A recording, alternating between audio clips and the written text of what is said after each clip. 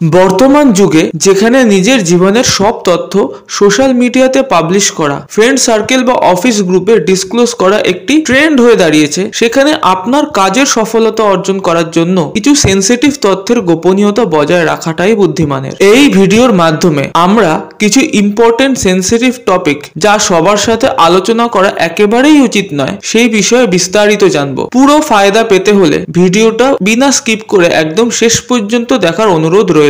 প্রথমত, নিজের ফ্যামিলি এবং রিলেশনশিপ প্রবলেম। পরিবার বা প্রেমের সম্পর্ক নিশ্চিতভাবে ব্যক্তিগত। আপনি সেলিব্রিটি হন বা কোনো সাধারণ মানুষ, নিজের পরিবার বা লাভ লাইফের সমস্যার কথা সবার সাথে শেয়ার করে অন্য থার্ড পার্সনদের নিজের ইনার সার্কেলে এন্ট্রি করার সুযোগ করে দেন, যার ফলে বর্তমান ব্যক্তিগত সম্পর্কের উপর অযথা চাপ সৃষ্টি হতে পারে। এছাড়া যে মানুষটিকে আপনি সমস্যার কথা জানাচ্ছেন সে হয়তো আপনাকে উপকার করার জন্য কোয়ালিফাইডই নয়, অথবা সে আপনার এই খারাপ পরিস্থিতিটাকে আপনার এগেনস্টেও ইউজ করতে পারে। এছাড়া ফ্যামিলি এবং লাভ লাইফের প্রবলেম পাবলিকলি ডিসক্লোজ করে আপনার এবং আপনার কাছের মানুষ সম্পর্কে অযথা স্টিরিওটাইপ বা জাজমেন্ট তৈরি হবে, যা আপনার ভবিষ্যৎ রিলেশনশিপটিকে আরো দুর্গম করে তুলতে পারে। এবং সর্বোপরি, রিলেশনশিপ ইস্যুগুলো হয়তো টেম্পোরারি ছিল, কিন্তু আপনি আবেগের বশে সবকিছু ডিসক্লোজ করে আগুনে ঘি ঢেলে দেবেন, কারণ একসময় হয়তো মেইন প্রবলেমটা সলভ হয়ে যাবে, কিন্তু আপনি ব্যাপারটা সবার সামনে জাহির করে দেওয়ায় সেই ক্ষতটা সারা জীবন থেকে যাবে।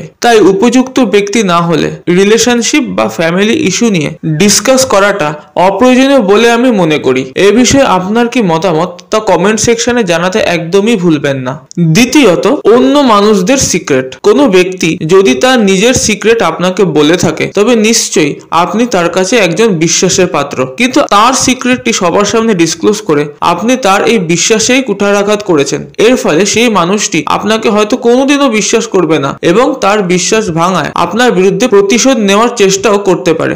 এবং সর্বোপরি, যে মানুষটিকে আপনি সিক্রেট ডিসক্লোজ করলেন তার চোখেও আপনার চরিত্রের অক্ষুণ্ণতা নিয়ে প্রশ্ন তৈরি হবে এবং সেও আপনাকে আর ভরসা করবে না। এতে আপনার রেপুটেশন এবং বিশ্বাসযোগ্যতা নিয়ে সন্দেহ তৈরি হবে। এছাড়া কিছু কিছু ক্ষেত্রে অন্যের প্রাইভেসি রিভিল করাতে আপনাকে আইনি ঝামেলাতেও পড়তে হতে পারে। তাই অন্যের সিক্রেট বাকিদের কাছে রিভিল করার বদ অভ্যাস ত্যাগ করাটাই বুদ্ধিমানের। এতে আপনার বিশ্বাসযোগ্যতা অনেক বেড়ে যাবে। আপনি যদি জানতে চান কিভাবে কথা বলে নিজের বিশ্বাসযোগ্যতা বাড়ানো যায়, তবে আই বাটনে থাকা ভিডিওটি একবার দেখে আসতে পারেন। তৃতীয় বিষয় যা আপনাকে গোপন রাখতে হবে তা হলো আপনার ভবিষ্যৎ পরিকল্পনা। ভবিষ্যৎ পরিকল্পনা সবার সামনে প্রকাশ করে কিছু কিছু ক্ষেত্রে প্রশংসা, উৎসাহ এবং সহযোগিতা পাওয়া যেতে পারে, কিন্তু বন্ধুরা, সবাই এই দুনিয়াতে আমাদের ভালো নিশ্চয়ই চায় না। তাই কোনো বিশ্বাসযোগ্য এবং অভিজ্ঞতা সম্পন্ন মানুষ ছাড়া অন্যদের কাছে নিজের ভবিষ্যৎ পরিকল্পনা নিয়ে আলোচনা করাটাই বোকামো হতে পারে। সেই সব মানুষগুলো আপনার লক্ষ্যে প্রভাবিত হয়ে আপনার গোলটিকে কপি করে ভবিষ্যতে আপনারই কম্পিটিটর হয়ে উঠবে।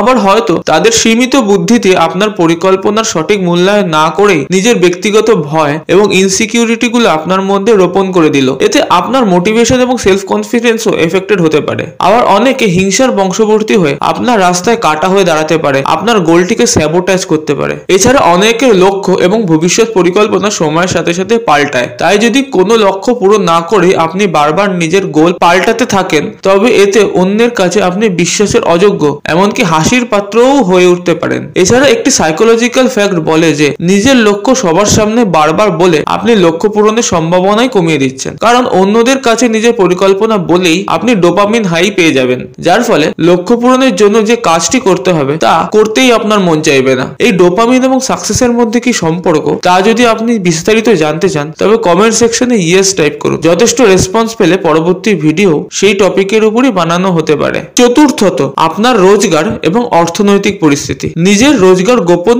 রাখার বিষয়টি এই ভিডিওর সবচেয়ে গুরুত্বপূর্ণ পয়েন্ট।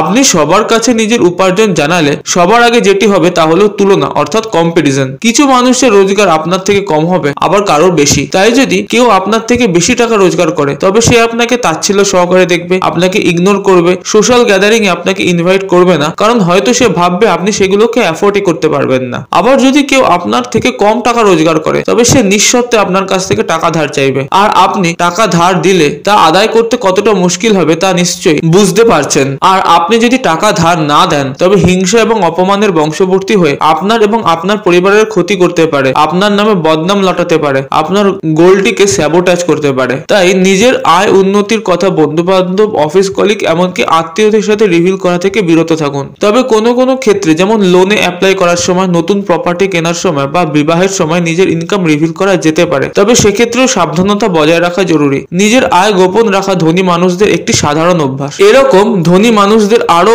অভ্যাস সম্পর্কে জানতে চাইলে আই বাটনে আসা ভিডিওটিতে ক্লিক করে জেনে নিতে পারেন। পঞ্চমত, নিজের রাজনৈতিক বা ধর্মীয় বিলিফ।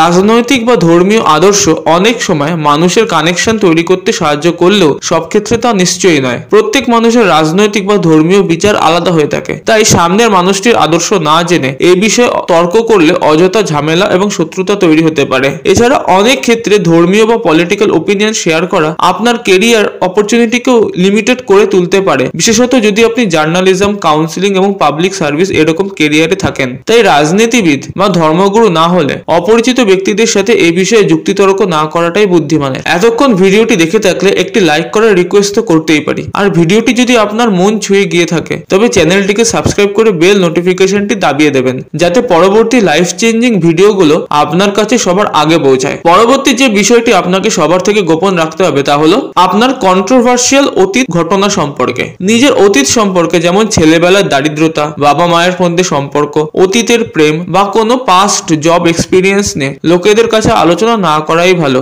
এতে আননেসেসারি গসিপ তৈরি হবে এবং কে কোন বিষয়টা কিভাবে নেবে তা আপনি কন্ট্রোলও করতে পারবেন না। এছাড়া নিজের অতীত সম্পর্কে জানিয়ে আপনি নিজের পুরনো ক্ষততে নুনের ছিটে লাগানোর সুযোগ করে দেবেন। এছাড়া অনেকে আপনার অতীত সম্পর্ক জেনেই আপনাকে সম্পূর্ণ জাজ করতে পারে, তাই সবসময় নিজের অতীতের সেনসিটিভ ফ্যাক্টগুলো সবাইকে জানানো থেকে বিরত থাকুন।